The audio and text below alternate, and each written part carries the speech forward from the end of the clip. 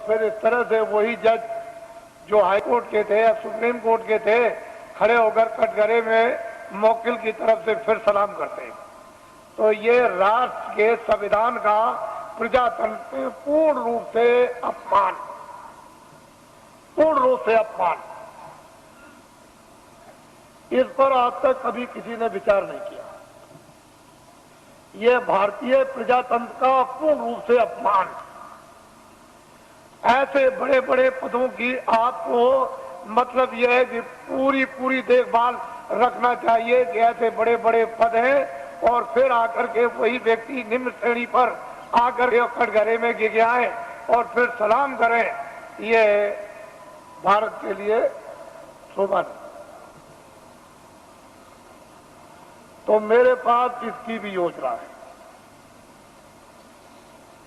इसको आप ध्यान में रखिए और ये कभी न कभी लागू हो जाएगी। पूरी योजना है, कभी लागू हो जाएगी। मैं इतना ही विश्वास आपको दिलाना चाहता हूं कि कर्मचारी अधिकारियों का काम हो जाएगा, मासिक वेतन इनका पूरा सुविधा इनको मिलेगी, टैक्स महंगाई कम हो जाएंगे और पूरी सुविधा मासिक वेतन बचेगा। छात्रों को काम नौकरी बिना ढूंढे हुए मिलेगी और भूमि जोतकों का सारा 40 सालों का सरकारी कर्जा में ब्याज के माफ हो जाएगा और सेठ साहूकारों का काला धन सबका सब 100 वर्षों के लिए सफेद करवा दिया जाएगा। कोई जुल्म और कोई टैक्स नहीं लगेगा, एक नए पैसे का, और सब लाइसेंस खत्म करवा दिए जाएंगे।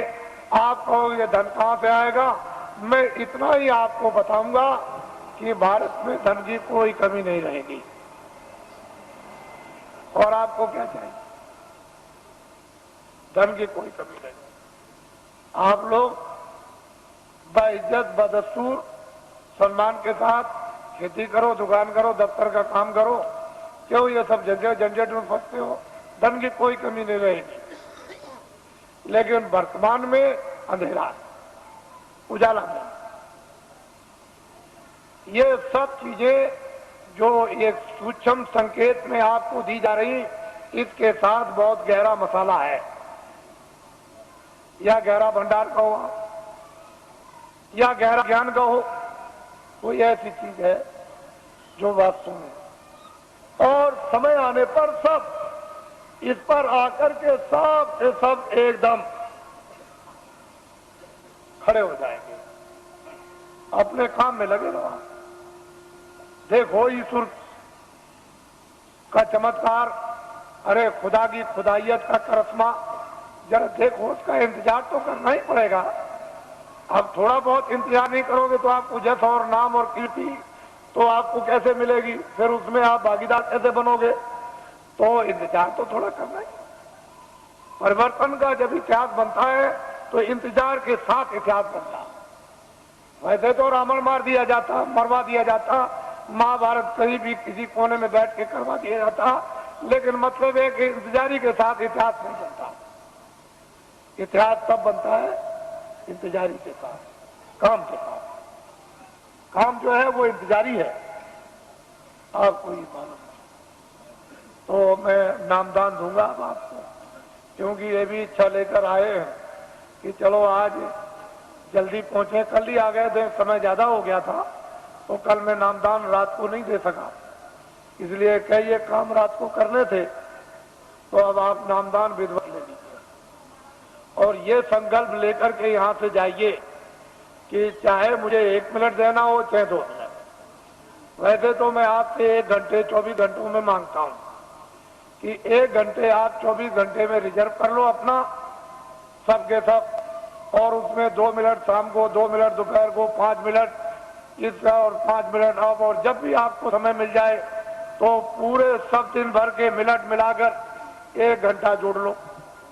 23 घंटे सबका, घर के गृहस्थी के सोना ये वो सब, ये आप इसमें लगा दीजिए। 1 घंटे में ये काम आप भगवान का, आत्म जागृति का और उस भजन, और 23 घंटे। अब इससे और सत्ता आपको क्या मिलेगा? और फिर ये भी आपको बताया कि लेट के, बैठ के, खड़े हो गए, कुर्सी पर, चारपाई पर, स्नान करो मत करो, जहां जिस समय मौका मिल जाए 2 मिनट उसकी मजदूरी मिल जाएगी, मेहनत की 4 मिनट 10-15 मिनट, तो आप नहीं कर सकोगे तो जम के खाओगे जूतियां। जम की जूतियों में इतने कांटे हैं, इतने तीक्ष्ण उसकी धारा है, काटने की जूतियां जब पड़ती हैं, बड़े बड़े बादशाह चक्रवर्ती वहां आज भी पीटे जा रहे हैं, आपको नहीं मालूम। ऐसी जम की जूतियां हैं, वो किसी को छोड़ता नहीं। तो आप लीजिए नामदान, इसको कहते हैं अरे गुरु मंत्र दे दीजिए, दीक्षा दे दीजिए और मतलब ये दे दीजिए, सब कुछ नहीं। कलयुग में नामदान, जीवात्मा दोनों आंखों के बीचों बीच में बैठी हुई, उसका दान, वो क्या है? नाम दान, जीवात्मा का नाम दान, ये सर्वोपरि दान है, इससे बढ़ के कोई दान नहीं। तो नामदान लीजिए और नामदान के साथ साथ में ये संकल्प बोलना है, अपने मन ही मन में चिल्लाना नहीं कि हम अपनी बुराई दे देंगे। जो हमारे पाप है मन से, आंखों से, कान से जो अंदर जमा है, वो हम सब अर्पण करते हैं। ये तो दीजिए दान और अच्छी चीज दीजिए आप। 10 मिनट सुमरन में, 10 मिनट ध्यान में और आधा घंटा भजन में, 50 मिनट में 10 मिनट और रह गए अभी। तो आपको ये जानना चाहिए कि आप 1 घंटा दे, तो ये काम सुलभ सीधा अभी हो जाए। अब कहीं भी कोई बंधन नहीं है किसी तरह का भी, लेकिन बंधन किस बात का है कि 24 घंटे में आपको समय देना, ये तो बंधन है, बाकी बंधन नहीं है। ये जरूर बंधन है कि नशीली वस्तुएं आप सेवन मत करना, और जितना भी घी दूध फल और फ्रूट और अनाज है उसको दिन में 100 बार खाओ, लेकिन गंदी वस्तु खाना मत, ये ध्यान रखना। बाकी तुम दिन में 100 बार खाओ, हम मना करें तब आप खाओ। भजन करना है आपको जरूर, वो तो 24 घंटे में, उससे तो आपको छोड़ना नहीं है। बाकी 23 घंटे करके काम करो, इसलिए समय आपको देना। और जो भी आपको सुबह सुलभ समय मिले, सुबह दोपहर शाम को या आगे पीछे जब भी, उसको दीजिए आप, तो जल्दी काम हो जाए। तो यह है ये शक्ति का अपना दुर्भाव, यानी उतार ऊपर से युगे युगे समय समय पर होता आया, आज की नई बात नहीं है। ये जब जरूरत पड़ी तब हुआ। तो ये चीज आपको नामदान, अब टाट वालों को ये जिम्मेदारी दी गई है, जो पहले के नामदानी की इनको लिखा देंगे और इनको भजन बताएंगे, ध्यान बताएंगे, सुमरन बताएंगे। जब कभी आगे पीछे नाम को भूल जाए, रूप को भूल जाए, तो आपका कर्तव्य और दायित्व है कि इनको बताएं, और आपका ये कर्तव्य है इनसे पूछ लें। लेकिन ऐसे व्यक्ति से मत पूछिएगा जो जानता ही नहीं, जिसको नामदान पता ही नहीं, उससे पूछने लगे वो क्या बताएगा। और फिर अपनी गोपनीय जो अंदर की चीज है, जो आंख से देखो कान से सुनो, वो तो टाट वाले को भी मत बताना। ये जो नाम याद कराएगा, भजन आपको बैठा के बताएगा और ध्यान बताएगा, सुमरन सिखाएगा, उसको भी देखा सुना मत बताना, उससे भी छुपा लेना। जितना छुपा लोगे उतने अंदर प्रकट, उतने ही उतरेगा, उतना ही खजाना खुलेगा, उतना ही प्राप्त होगा। अरे तुम क्या है, बड़े बड़े बादशाह जब इस वस्तु को प्राप्त करते हैं तो राज और पूरी सल्तनत पर, चक्रवर्ती राज पर लात मार देते हैं। ये कुछ नहीं है, और कहते हैं कुछ नहीं, राजा जनक लात मार दिया, वो कुछ नहीं समझते। बड़े बड़े इतिहास लिखे हुए हैं, ये तो कुछ और चीज है, ये कुछ नहीं है। वो चीज गृहस्थ आश्रम में यदि आपको प्राप्त हो तो इससे अच्छा और सुहाना समय कौन सा है। ये आपका स्थान है। आप साधना कार्यक्रम में भी आप बरसात में होगा, गुरु पूर्णिमा जुलाई के बाद, तो आप उस समय जो आस पास के हो और जो इच्छुक जिज्ञासु होते हैं वो आते हैं। 1 हफ्ते का कार्यक्रम चलता है, उसमें खामियां, उसमें गलतियां, उसमें करना न करना, उसमें बढ़ना न बढ़ना, जानकारी उसमें प्राप्त हो जाती है, ताकि उनको और प्रोत्साहन और उन पर दया मिलती है तो और आगे बढ़ते हैं। इस तरह से कार्यक्रम चलता रहता। और मैं अभी जैसे ही 31 मार्च समाप्त होगा तो मैं अभी घोषणा करता हूं दौड़ेगी। अब आप लोग अपना एक कार्यक्रम बनाएंगे। ये लोग कुछ मनाते चले आए, क्योंकि मैं 21 महीने, मैंने तो कभी कहा नहीं था, 21 महीने मुझे सरकार ने, यानी क्रोध में, मैंने तो कोई अपराध किया नहीं था, मैंने तो कोई आंदोलन, हड़ताल, तोड़फोड़, कोई अमानवीय काम हिंदू मुसलमान सिख ईसाइयों का, ये कोई जात पात का, ब्राह्मण क्षत्रिय वैश्य हरिजन, ये वो छोटे धोबिया और कोई, मैंने तो कभी किया नहीं। मेरे यहाँ तो कोई रगड़ा झगड़ा है नहीं, लेकिन भविष्यवाणी जरूर करता था। उससे सरकार मुझसे नाराज, और उसने इस नाराजगी में नेता लीडरों को तो पकड़ा ही, मुझे भी पकड़ लिया और पकड़ के जेल में बंद कर दिया। फिर मेरे ऊपर इतने बखेड़े लगा दिए, इतने झंझट लगाए उन्होंने, सामान लेने के, ये लेने के, जमीन लेने के, जानवर लेने के, इतने बखेड़े और झंझट खड़े कर दिए कि अगर मेरी जगह पर बादशाह भी हो तो खत्म हो जाए। ऐसे झंझट डरने खड़े, छोटे मुकदमे नहीं है, मामूली मुकदमे नहीं लगाए, इतने झंझट मुकदमों के लगा दिए। और मैं एक सामाजिक आदमी, जनहितों का काम करने वाला, मेरे ऊपर, जबकि मैं रात और दिन चिल्लाता हूं मेरा कुछ नहीं है, ये सब जनता जनार्दन का सब कुछ है। जब मैं खुले मैदान में ये कहता हूं तो मेरी भावना ही वही है, तो और लिखा पढ़ी क्या हो सकती। लिखने पढ़ने वाले तो रोज बेईमानी करते, रोज लिखा पढ़ी का दस्तावेज बदल देते हैं और झूठ झूठ बोल जाते हैं। तो मेरी जबान दस्तावेजी है, तो मैं जनहितों का काम करता हूं, तो मेरे ऊपर सरकार ने इतने बखेड़े। और कल मैंने ये बात कही है कि ये सब बखेड़े न्यायालयों में अब भी मौजूद हैं, लेकिन सरकार ने लखनऊ से नया फ्रेश गजट निकाल दिया। जो दस्तावेज मैंने जमीनें खरीदी नाम की उनका, और इतना आंखों से देखते हो कि ये बना हुआ फ्रेश गजट निकाल दिया कि जमीन एक्वायर की जाएगी। बताइए, और पूरा मथुरा को गजट कर दीजिए कि सब ये कारखाना मथुरा सबको भगा दिया जाएगा और यहाँ कारखाना बनाया जाएगा। सब मकान तोड़ दिए जाएंगे, मंदिर और मस्जिद सब तोड़ दी जाएगी और यहाँ कारखाना बनाएगा। गजट निकाल दीजिए, क्योंकि आपको तो गजट निकालने का पूरा राइट और अधिकार है, तो निकालिए। तो असली चीज ये है, इसको समझने की चीज है, इसको समझिए। तो मुझे जेल में बंद कर दिया और जेल में बंद करके मुझे इस योग छोड़ दिया था कि ये कभी भी नाम नहीं लेंगे। लेकिन मैं तो ईश्वर विश्वासी आदमी, मेरे पास ऐसे सेठ साहूकार भेजे गए कि तुम हवाई जहाज ले लो, एक ले लो, ये जमीन क्या है, तुमको हजारों एकड़ तुमको जमीन दे दी जाए, एरोड्रम बनवा दिया जाए। मेरे पास बड़े बड़े सेठ आए और उन्होंने कहा कि हम सब कुछ सेवा करने को तैयार हैं।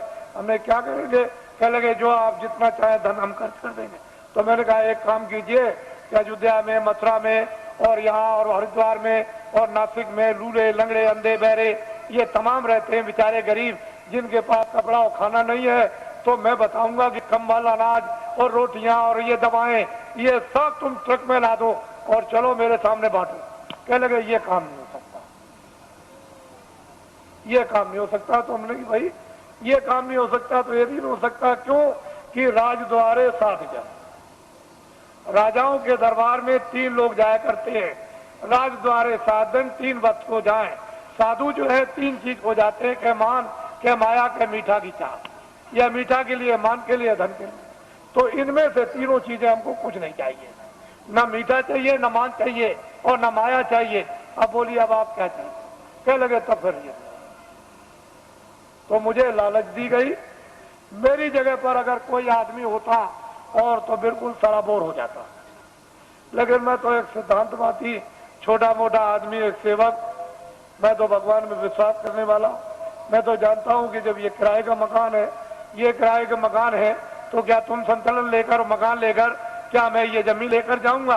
अरे जो काम कर रहा हूं मानवता का और आत्मा का, जो हो जाए उसे मुझे कोई खरीद नहीं।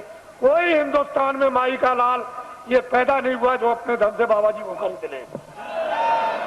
तुम कभी ये धोखा मत खाना, बाबा जी चाहे तुम्हारे आदेश से आश्रम छोड़ करके चले जाएं जो जनहितों का है, लेकिन हिंदुस्तान में मुझे अपने पैसे से कोई खरीद नहीं सकता। इसको आप हमेशा ध्यान में रखिए। बाकी मैं सबकी सेवा करता हूँ, सबके लिए कल्पना और प्रार्थना भगवान से सबके भलाई के लिए करता रहता हूँ। कोई भी हो जनमानुष, इसमें हिंदू मुसलमान की क्या बात, वो तो मैं करता ही रहूंगा। लेकिन कोई अगर चाहे कि भाई इस तरह से मैं खरीद लूं तो खरीद नहीं। ये मैंने इसलिए कि ये लोग इसका एक उत्सव मनाते हैं। आज 23 जनवरी है, ये 23 मार्च को मुझे जेल से, दिल्ली जेल से छोड़ा गया। तो वैसे तो कागज पर तो कहीं नहीं मिलता है कि बाबा जी ने बेड़ियां पहनी हैं, लेकिन बाबा जी को जेल में डकैत और चोरों कतलियों की तरह से बेड़ियां पहना दी थी। जब मैं बंगलौर में भेजा गया तो वहां पूछा वहां के आईजी से और सुपरिंटेंडेंट से कि भाई हमको क्यों बेड़ियां पहनाई, तो उन्होंने खुद आकर के कहा कि कागज पर तो आपका कुछ नहीं है बेड़ियों के संबंध में, क्या वहां की उत्तर प्रदेश की सरकार आप पे बहुत नाराज है? हमने कहा अब आप समझ लीजिए, नाराज इसलिए तो कि किसी तरह से हमारे बस में आ जाए। और बड़े बड़े अधिकारियों को भेजा जेल में। अरे भाई क्या करते हो, ये क्या है? जब 23 जनवरी को छोड़ दिया तो मुझे इस हालत में छोड़ा था कि बाबा जी न तो अपना धर्म उपदेश करेंगे, न कर्म उपदेश करेंगे, न बाहर जाएंगे और भाग जाएंगे, अब दोबारा नाम नहीं लेंगे।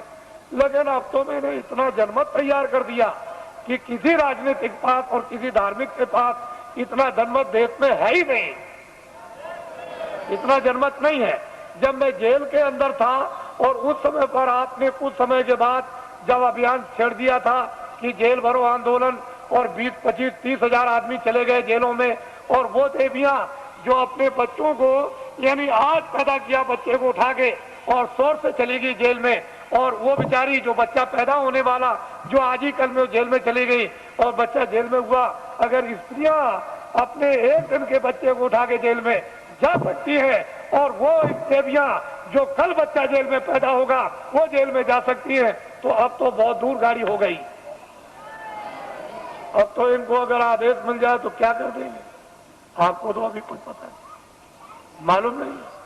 तो अब बहुत दूर चला गया मामला, अब कुछ और बात हो गई। अब वो बात नहीं है, अब तो सारा ही माहौल यानी परिवर्तित होने वाला है, अभी आपको क्या पता है।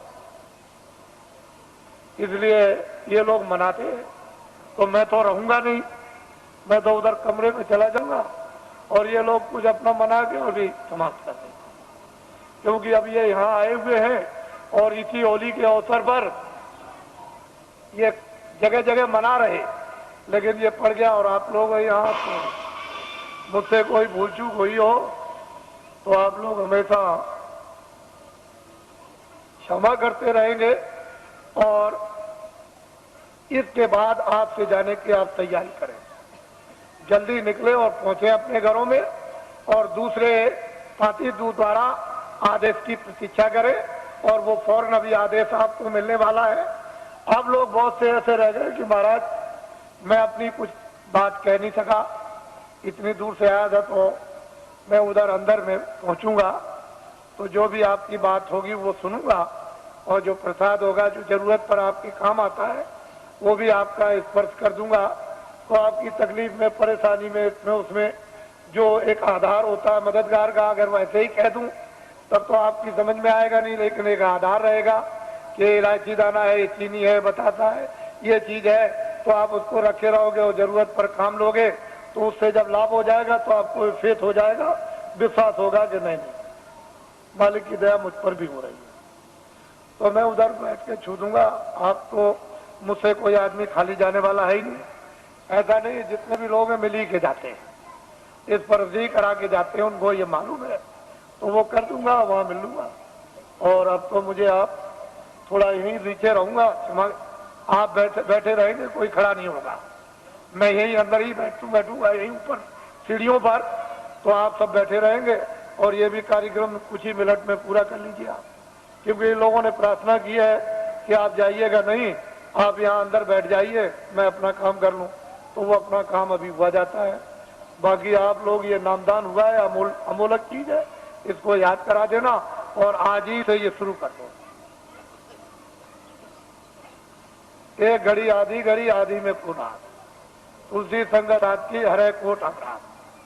ये वस्तु ऐसी है एक आदि की, इसमें जरा भी ढील करनी नहीं करनी, न क्षणों की ढील करनी, ना 1 मिनट की, इसको करना है।